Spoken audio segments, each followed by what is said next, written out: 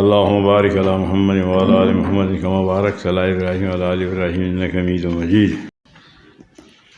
باب عزت الامام النساء و تعلیمہن. پہلے باب کے ساتھ باب کی مناسبت. پہلے باب میں تعلیم خاص کا ذکر تھا، اس میں تعلیم عام، کہ وہاں تعلیم صرف اہل کے لیے، امت کے لیے تھے. یہاں عام ہے، امت ہو غیر امت، اہل ہو یا غیر اہل ہو، سب کے لیے.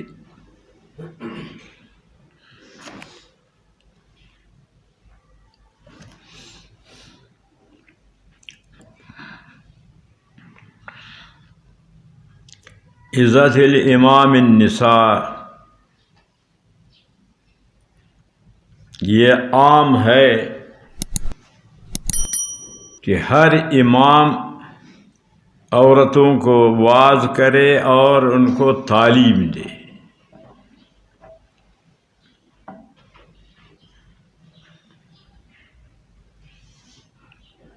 عزت الامام یعنی ہر خلیفہ، ہر امیر، ہر بادشاہ عورتوں کو واعظ کر سکتا ہے اور ان کو تعلیم دے سکتا ہے.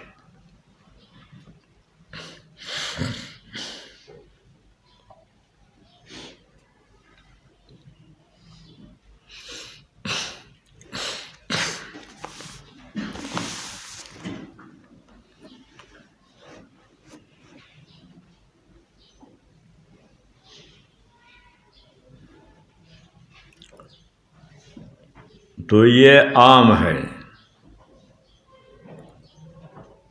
اس کے تحت جو حدیث ذکر کیا ہے وہ حدیث خاص ہے. امام تو عام ہے کہ ہر امام، ہر خلیفہ، ہر سربراہ، لیکن آگے جو حدیث ذکر ہے وہ حدیث خاص ہے کہ صرف نبی علیہ الصلاۃ والسلام نے واعظ کیا، تعلیم دیا.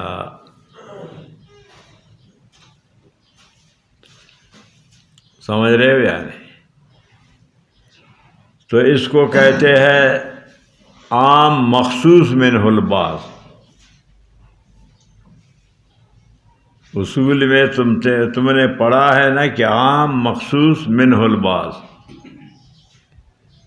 تو ترجمہ میں عام ہے، آگے حدیث جو ہے وہ خاص ہے. تو اب یہ عام نہیں رہا، خاص بن گیا. عام مخصوص من البعض اسی کو کہتے ہیں نا. اگر آپ لوگوں کو کچھ یاد ہے، اصول میں پڑھا ہے، تو اب عام نہیں رہا، خاص بن گیا. ایسے ہی ہے نا. کدھر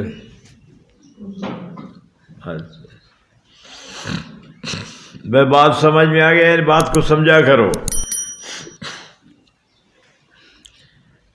تو یہ عام مخصوص منہ البعض ہے کہ خاص نبی علیہ الصلاۃ والسلام نے عورتوں کو واعظ فرمایا ہے، خواتین کو واعظ فرمایا ہے، خواتین کو تعلیم دی ہے.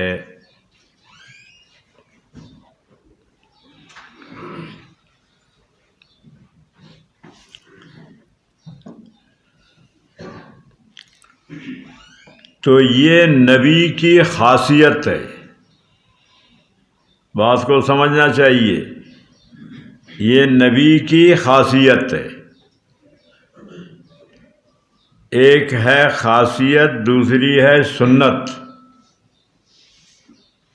سنت میں خاصیت میں فرق ہے.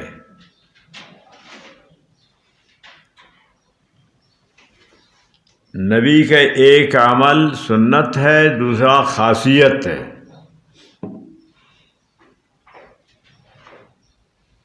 جو عمل نبی نے کیا نبی کے بعد اس کو خلفائے راشدین نے کیا تو وہ سنت ہے.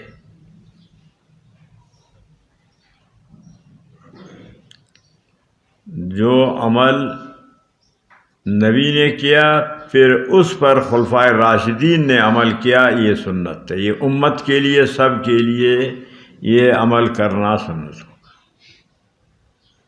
کہ علیکم بسنتی و سنت خلفائے الراشدین. سمجھا؟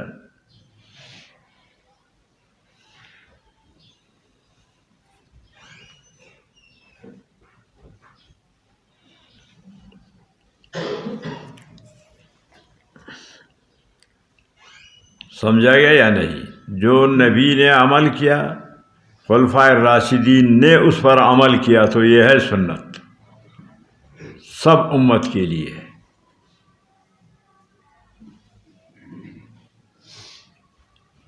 کیونکہ نبی علیہ السلام نے فرمایا علیکم بسنتی و سنت خلفائے الراشدین. 118 صفحہ نکالو.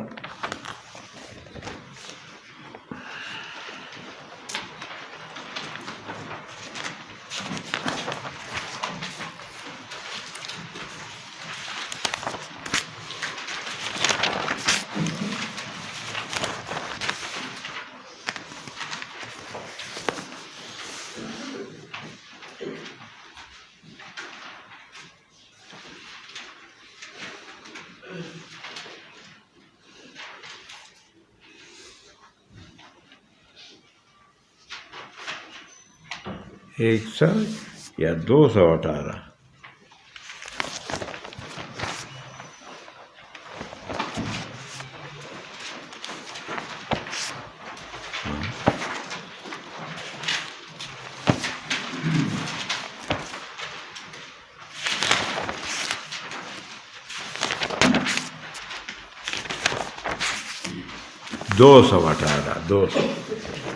218 سے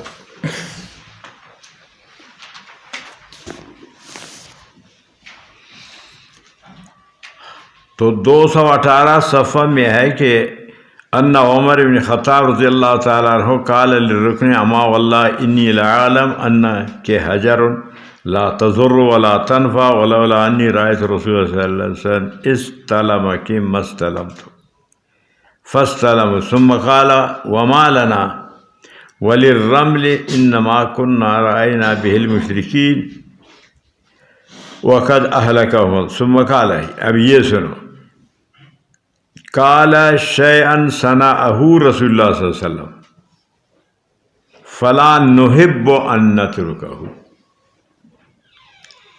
حضرت عمر رضی اللہ عنہ فرماتے ہیں کہ جو عمل نبی نے کیا فلا نحب ان نتركه ہم پسند نہیں کرتے کہ اس کو چھوڑیں، یعنی ہم ضرور اس پر عمل کریں.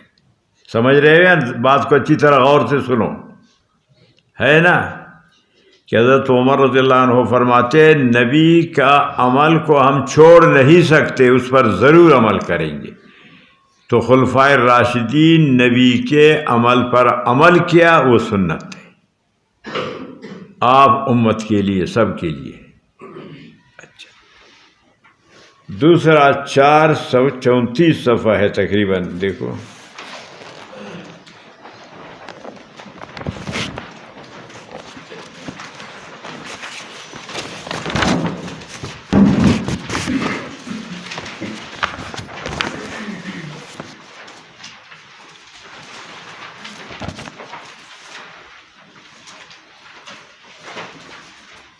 چار سو 34 نکالا.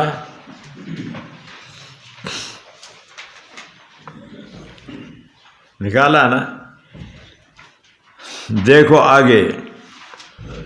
حدثنا عبد العزیز، آخر میں دیکھو اس حدیث کا. قالت وکانت فاطمہ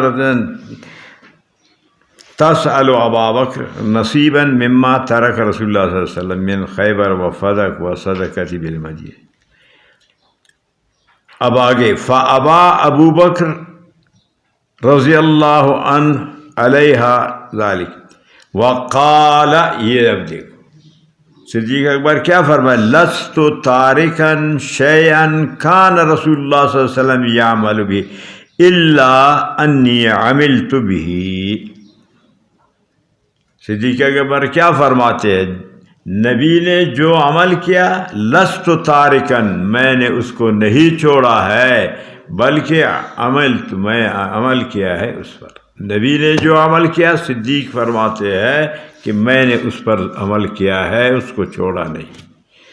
فاروق اعظم نے فرمایا کہ نبی کے عمل کو ہم چھوڑنا پسند نہیں کرتے، یعنی نبی کے عمل پر ہم نے عمل کیا۔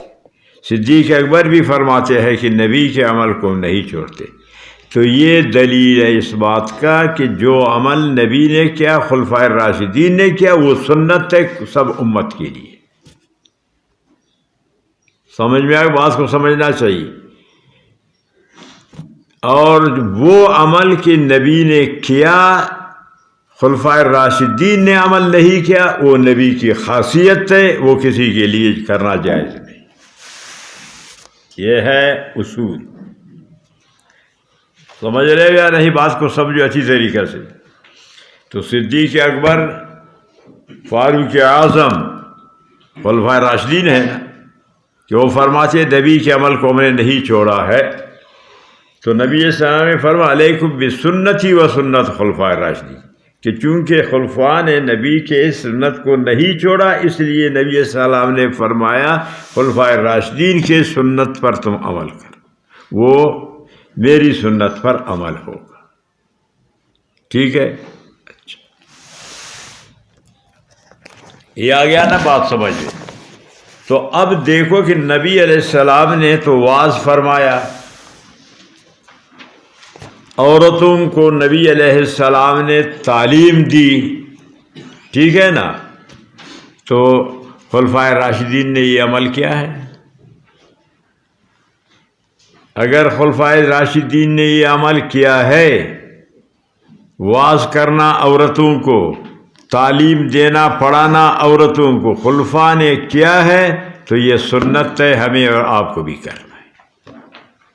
اگر خلفائے راشدین نے نہیں کیا ہے تو وہ نبی کی خاصیت ہے، آپ کے لیے جائز نہیں۔ یہ ہے اس، ٹھیک ہے نا۔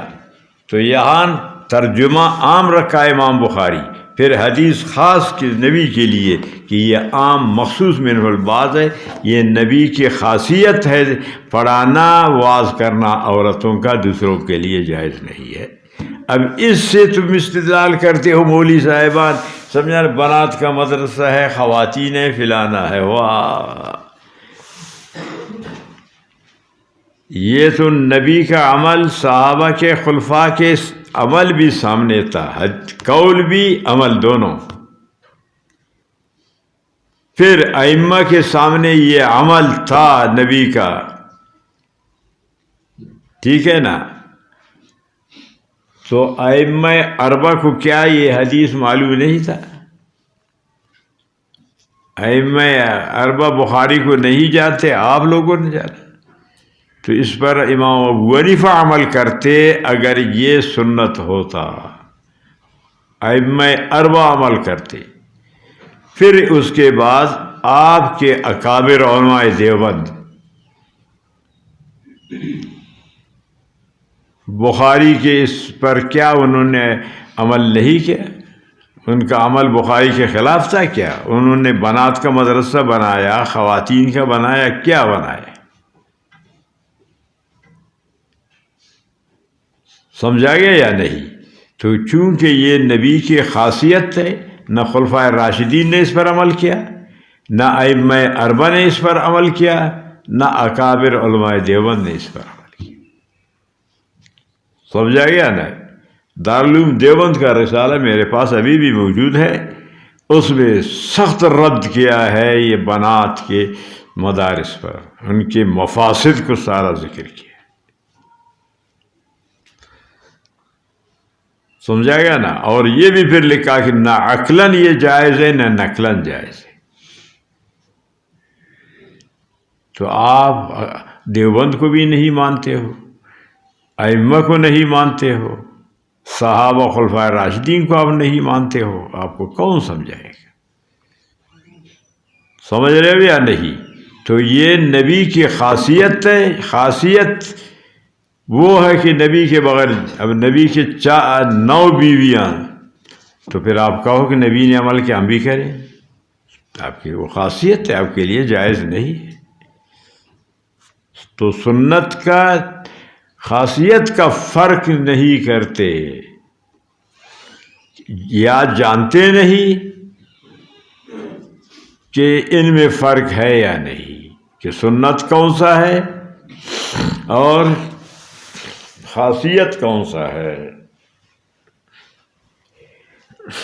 اور پھر نبی سب کا باپ ہے، نبی سے پردہ نہیں ہے، لیکن پھر بھی نبی نے سمجھانا پردہ کا اہتمام کیا ہے.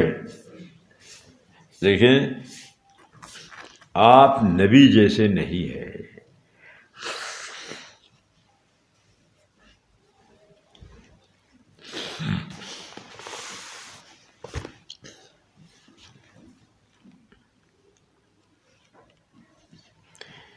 عتق یہ حق مار نہیں بن سکتا کہ مال نہیں ہے. نبی نے عتق کو حق مار قرار دیا، تو وہ بھی یہی جواب ہے کہ خاصیت فرماؤ. نفل نماز آپ فقہ میں سارا پڑھا ہے کہ نفل نماز کی جماعت مکروہ ہے، پڑھا ہے نہیں پڑھا ہے؟ نہ ذہن میں بھی ہے یا ویسے ہاں کرتے ہو؟ سمجھا؟ تو فقہ میں آپ نے پڑھا ہے کہ نفل نماز کی جماعت مکروہ ہے. نبی نے، تو آپ بخاری میں پڑھیں گے کہ نبی نے نفل نفلی جماعت کے ساتھ نفل پڑھایا اتبان بن مالک کے گھر میں، اور حضرت انس رضی اللہ تعالی. تو وہ ادھر بھی جواب یہی ہے کہ وہ خاصیت پر معمول ہے. نبی علیہ السلام نے قبر پر جو مسجد کی خدمت کرتا تھا یا کرتی تھی، مرد یا عورت، قبر پر نماز جنازہ نبی علیہ السلام نے، باوجود کہ صحابہ نے نماز جنازہ پڑھا کے اس کو دفن کیا تھا، آپ نے پڑھ لیا. تو وہ بھی خاصیت پر معمول ہے. جواب یہی ہے کہ وہ نبی کی خاصیت ہے. سمجھ میں آ گیا یہ بات؟ تو اس سے استدلال کرنا کہ بنات کا، تو یہ جہالت ہے کہ وہ اس کو علم نہیں ہے. اچھا، کہ وہ خاصیت نہیں جانتا ایک. پھر آپ مقلد ہے تو آپ اس سے استدلال کر نہیں سکتے. جو امام وہ ابو حنیفہ کا عمل ہے آپ اس پر عمل کریں. اگر آپ اسی طرح، تو پھر آپ مقلد نہیں رہا. تو بات کو سمجھنا چاہیے کہ سمجھا کہ آپ سے تو پہلے شیخ الہند رہے، بخاری کو پڑھایا، تو وہ نہیں سمجھا، آپ سمجھ گئے. سمجھا گیا نا بھائی؟ تو سمجھا نا. سمعت ابن عباس قال اشہد علی النبی صلی اللہ علیہ وسلم. ابن عباس نے فرمایا اشہد علی النبی، میں گواہی دیتا ہوں کہ نبی نے یہ فرمایا. او قال عطا اشہد علی ابن عباس، یا عطا نے کہا میں گواہی دیتا ہوں کہ ابن عباس نے یہ فرمایا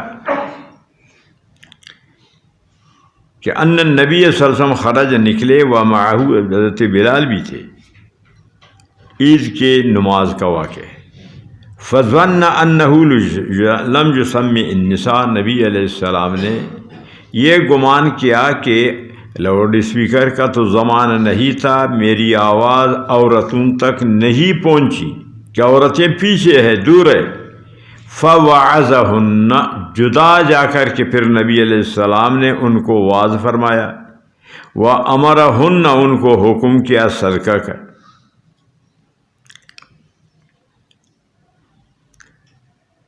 عزت الامام وعظ، یہاں سے مناسبت ہے حدیث کا. تعلیم ہن امرہن، ادھر سے تعلیم ہے.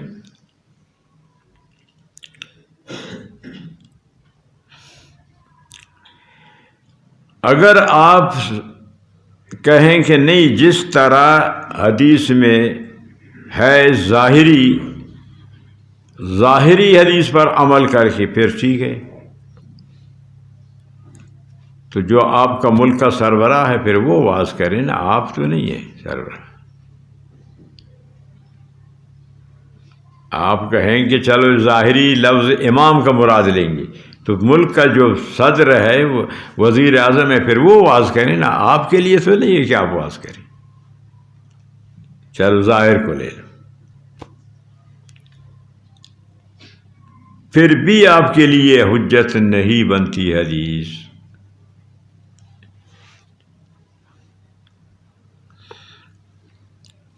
بات سمجھ میں آ گئی یا نہیں؟ اچھا، ایک ظاہر پر حمل، یہ تو پھر بھی عید کا واقعہ ہے.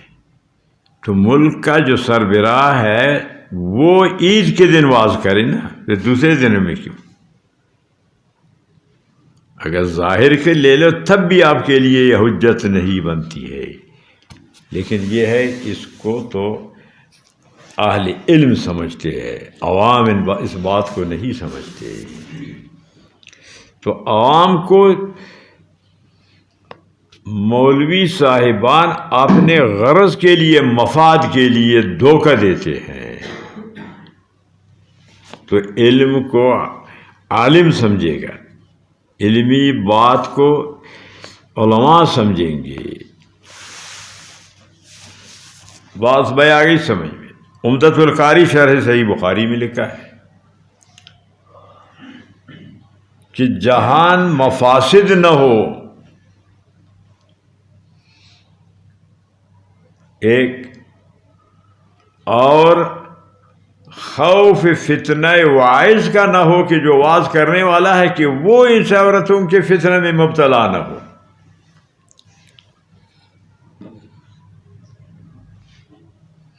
تو خصوصاً اس زمانے میں تو بہت مشکل ہے کہ اس فتنہ سے کوئی بچے. سمجھا؟ جنہوں نے لکھا ہے تو قید لگایا ہے، اس پر لکھا ہے.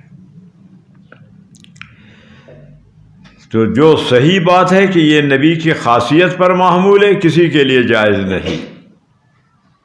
عورتوں کا واز بھی جائز نہیں، اور عورتوں کی تعلیم بھی جائز نہیں کسی مرد کی. فجعلت المرأة، پس شروع ہو گئیں عورتیں، تلقی القرط، در جس کو یہاں ڈالا جاتا ہے، کانوں سے نکالا، جس کو در کہتے ہیں. یہاں جو ڈالتے ہیں اس کو عربی میں شنف، بالی کہتے ہیں. والخاتم، انگلیوں سے انگوٹھیاں نکال کر کے حضرت بلال کی چادر میں ڈالا. وبلال یاخذ فی طرف ثوبہ، حضرت بلال اس کو اپنے چادر میں لے لی.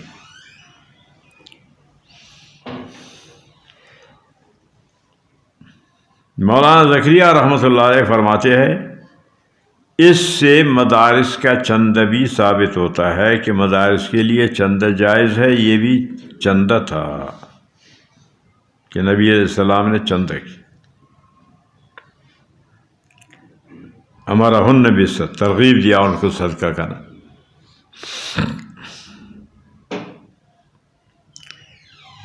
وقال اسماعیل، یہ ہے تعلیق.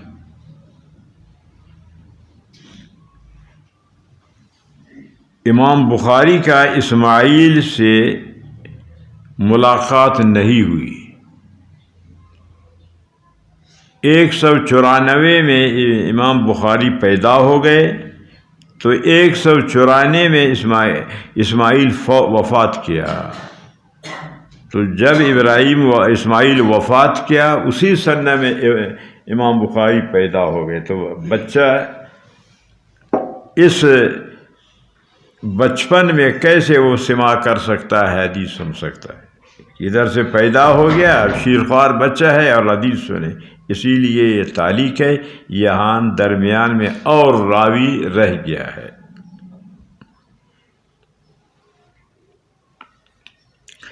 اور اس تعلیق کا غرض کہ وہاں دو احتمال تھا، ایک احتمال سمیت ابن عباس اشہد ولن، دوسرا عطا قال عطا اشہد، تو دو یا وہاں احتمال تھے، یہاں ابن عباس کا اشہد و ذکر کیا کہ عطا کا اشہد و صحیح نہیں، ابن عباس کا صحیح ہے۔ یہ ہے تعلیق کا غرض، تعیین کر لیا کہ یہ اشہد و کہنے والا ابن عباس رضی اللہ تعالی۔